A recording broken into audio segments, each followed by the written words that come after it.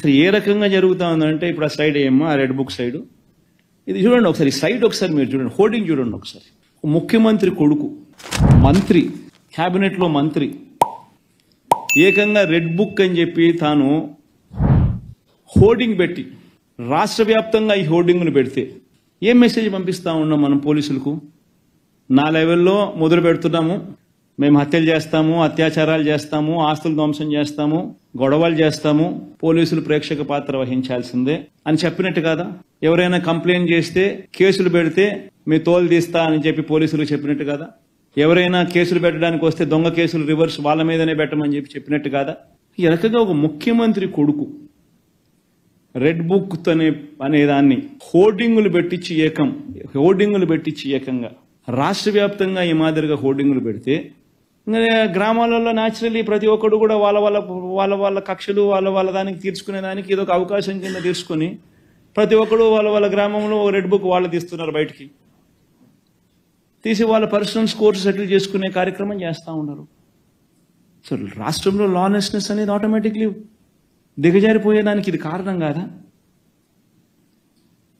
ఆలోచన చేయమని చెప్పి అడుగుతాను ప్రతి ఒక్కరూ కూడా క్వశ్చన్ వేసిన వాళ్ళు లేకపోయినప్పటికీ కూడా ఈ క్వశ్చన్కి సంబంధించిన వివరాలు సభలోని ప్రజలకి తెలియజేయాల్సిన అవసరం ఉంది కాబట్టి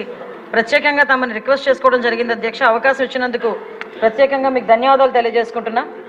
ఎందుకంటే పరిస్థితి ఏంటంటే ఇప్పుడు వైఎస్ఆర్సీపీ పార్టీ వాళ్ళు సానుభూతి పనుల మీద దాడులు జరుగుతున్న విషయం వాస్తవమేనా అని చెప్పి వాళ్ళే క్వశ్చన్ అడిగి ఈరోజు వాళ్ళే ఈ క్వశ్చన్కి సమాధానం తీసుకోవడానికి రాలేకపోవడం అన్నది చూస్తూ ఉంటే అక్కడే వాళ్ళ తాలూకా డొల్లతనం అనేది చాలా క్లియర్గా కనిపిస్తుంది అధ్యక్ష ఎందుకంటే అధ్యక్ష ఉత్తరాంధ్రలోని ఒక సామెత ఉంటుంది అధ్యక్ష అది ఇక్కడ చెప్పొచ్చో చెప్పకూడదో తెలియదు కానీ తప్పు అయితే క్షమించండి తప్పు అయితే రికార్డులను తొలగించండి తప్పు కాకపోతే మాత్రం ఉంచండి అధ్యక్ష మొగుడిని కొట్టి మొగసాలు ఎక్కిందట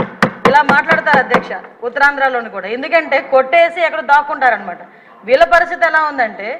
అధికారం కోల్పోయి 11 సీట్లకే పరిమితం అయినప్పటికీ కూడా తిరిగి వచ్చి టీడీపీ కార్యకర్తల మీదే దౌర్జన్యాలు చేసి టీడీపీ కార్యకర్తలని చంపి మళ్ళా పైగా వాళ్ళ మీద ఏవో దాడులు జరిగిపోతున్నాయి వాళ్ళ తాలూకా వాళ్ళు ఎవరు చంపేస్తున్నారని చెప్పి ఇక్కడెక్కడా ప్లేస్ లేనట్టుగా ధర్నా చేయడానికి ఢిల్లీ నడివీధుల్లో వెళ్ళి కూర్చొని మేము ధర్నా చేస్తామన్నా 11 మందితో వెళ్ళి కూర్చొని ధర్నా చేయడం అన్నది చూస్తూ ఉంటే చాలా విడ్డూరంగా అనిపిస్తుంది అధ్యక్ష ఎందుకంటే ఈ మాట చెప్తున్నాను అధ్యక్ష లాస్ట్ 5 సంవత్సరాలు అంటే మొన్న గవర్నమెంట్ వచ్చిన తర్వాత టీడీపీ ఎన్డీఏ కూటమి వచ్చిన తర్వాత నుంచి ఈ రోజు వరకు పొలిటికల్ హత్యల్లో ఒక 4 హత్యలు జరిగితే ఆ 4 హత్యల్లో ముగ్గురిని తెలుగుదేశం పార్టీ కార్యకర్తలనే చంపేసిన పరిస్థితి కూడా మనందరికీ కూడా తెలుసు అధ్యక్ష ఈ విషయాన్ని కూడా చాలా క్లియర్గా మేమందరం కూడా ప్రెస్లో కూడా చెప్పడం జరిగింది విత్ క్రైమ్ నెంబర్స్ నేనైతే ఇవ్వడం జరిగింది అధ్యక్ష ఇవన్నీ పక్కన పెడితే ఇప్పటికీ కూడా చాలా మంది తెలుగుదేశం పార్టీ కార్యకర్తల మీద వైఎస్ఆర్సీపీ నాయకులు సోషల్ మీడియాలో దాడి చేస్తున్నారు వ్యక్తిగతంగా దాడులు చేస్తున్నారు వాళ్ళ ఆస్తుల మీద దాడులు చేస్తున్నారు అంటే ఇప్పటికీ కూడా అంటే ఎందుకు చెప్తున్నానంటే వాళ్ళు తిరిగి మేం చేస్తున్నామని చెప్పి టీడీపీ వాళ్ళు చేస్తున్నారు జనసేన వాళ్ళు చేస్తున్నారు బీజేపీ వాళ్ళు చేస్తున్నారని చెప్పి ఢిల్లీ నడివీధుల్లో కూర్చొని 36 మంది పొలిటికల్ హత్యలు జరిగినాయని ఎంత సిగ్గు లేకుండా మాట్లాడుతున్నారో ఒకసారి మనం కూడా ఆలోచించుకోవాలి అధ్యక్ష ఇది రాష్ట్ర ప్రతిష్టకు సంబంధించిన విషయం అధ్యక్ష ఈరోజు 45 రోజుల్లోని ఒక ప్రతిపక్ష హోదా కూడా లేని ఒక ఎమ్మెల్యే ప్రతిపక్ష సంబంధించిన ఎమ్మెల్యే ఢిల్లీ దగ్గరికి వెళ్ళి 36 హత్యలు రాజకీయ హత్యలు జరిగినాయి అంటే ఢిల్లీ మీడియా అడిగింది 36 మంది పేర్లు ఉన్నాయా అని అడిగితే కనీసం పేర్లు కూడా చెప్పడానికి ఇష్టపడక పేర్లు లేవు కాబట్టి చెప్పలేక పక్కకి వెళ్ళిపోయే పరిస్థితి ఈరోజు మేము అడుగుతున్నాం అరే 36 హత్యలు జరుగుతున్నాయని అడుగుతున్నావు ఎక్కడికో వెళ్ళి మాట్లాడుతున్నావు అసెంబ్లీ సమావేశాలు జరుగుతున్నాయి అక్కడికి వెళ్ళి ధర్నా చేసావు ఈ రోజు ఇక్కడికి ఆల్రెడీ నువ్వు అమరావతి వచ్చావన్న సంగతి ఇక్కడ మా అందరికీ తెలుసు ఈ రోజు వచ్చి అసెంబ్లీలో కూర్చొని ఆ 36 మంది వివరాలు ఇచ్చే దమ్ము లేదా నీకు ఈరోజు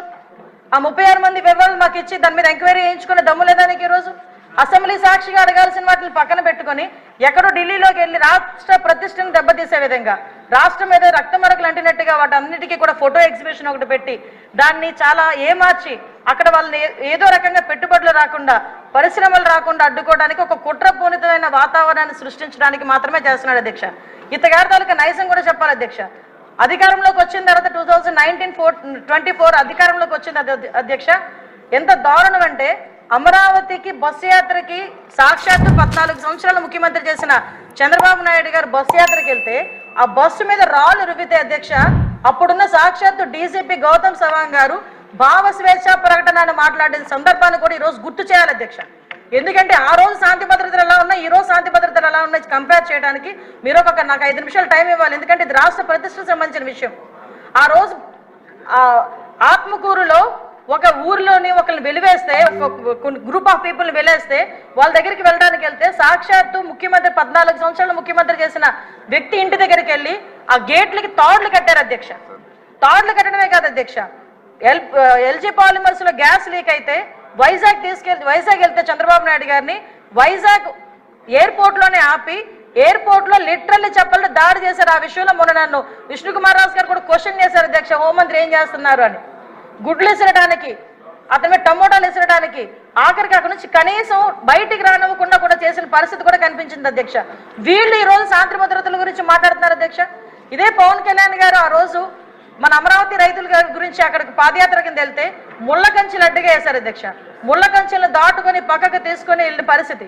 వైజాగ్ వెళ్తే వైజాగ్ రానివ్వకుండా నగర బహిష్కరణ చేశారు. యువగలం పాదయాత్ర నేను మచ్చుకు చెప్తున్నాను అధ్యక్ష, ఇవి చాలా మచ్చుకు చెప్తున్నా. యువగలం పాదయాత్రలో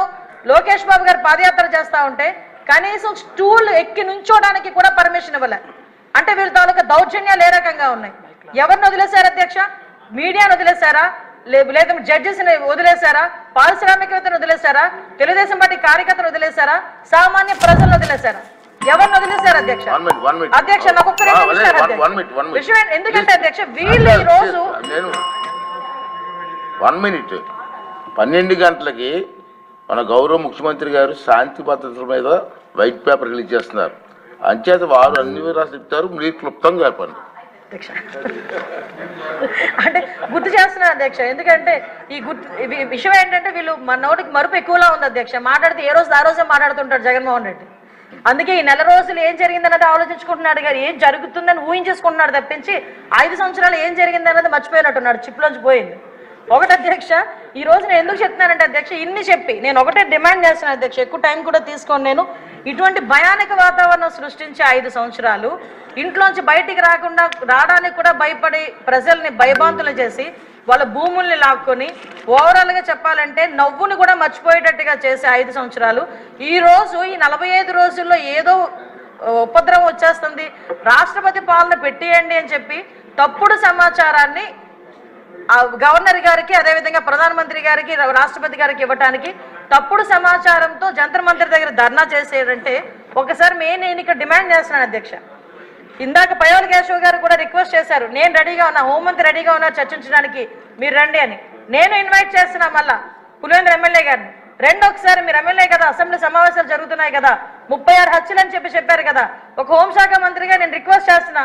మిమ్మల్ని రెండు ఒకసారి చర్చించుకుందాం. 36 మంది పేర్లు ఎవరైతే ఇవ్వండి, ఆ పేర్లు డీటెయిల్స్ ఇవ్వండి. ఆ డీటెయిల్స్ ఇస్తే నేను వాళ్ళ డిపార్ట్మెంట్ వాళ్ళకి పంపించుకొని వాళ్ళ మీద యాక్షన్ తీసుకుంటాం, ఫర్దర్గా జరగకుండా చూసుకునే కార్యాచరణ చేస్తాం. అలాగని తప్పుడు సమాచారం ఇచ్చినట్టు దానికి తేలితే మేము ఏ చర్యలు తీసుకున్నా కూడా మీరు కూడా యాక్సెప్ట్ చేయాలి. దానికి యాక్సెప్ట్ చేసే ఉద్దేశం ఉంటే డెఫినెట్గా మీరు మాకు చెప్పండి. అంటే ఇది రాష్ట్ర ప్రతిష్టను దెబ్బతినడానికి ఏదో రకంగా చంద్రబాబు నాయుడు గారి మీద, ఎన్డీఏ కూటమి మీద, పవన్ కళ్యాణ్ గారి మీద, లోకేష్ గారి మీద బురద చల్లడానికి మాట్లాడితే లోకేష్ బాబు గారి చేతిలో రెడ్ బుక్ ఉంది అంటారు. అరే రెడ్ బుక్ గురించి నీ కార్యకర్తలే పట్టించుకోవట్లేదు, నీకు మాత్రం నిద్ర రావట్లేనట్టుంది రెడ్ బుక్ గురించి ఆలోచించుకుంటా ఉంటే. విషయం ఏంటంటే ఆ రెడ్ బుక్ అనేది అవినీతి చేసిన వాళ్ళు, తప్పుడు పనులు చేసిన వాళ్ళ గురించి. ఈరోజు భుజాలు తడుముకుంటున్నారు, నాకు అర్థం కావట్లే. దయచేసి ఒకటే చెప్తున్నాను అధ్యక్ష, ఇటువంటి చవకబారు ఆరోపణలు గవర్నమెంట్ మీద చేసి చవకబారు ప్రశ్నలు వేసి రాష్ట్ర ప్రతిష్టను దెబ్బతీయకుండా ఉండే పరిస్థితి పులివెందుల ఎమ్మెల్యేకి రావాలని మనస్ఫూర్తిగా కోరుకుంటూ సెలవు తీసుకుంటున్నాను అధ్యక్ష.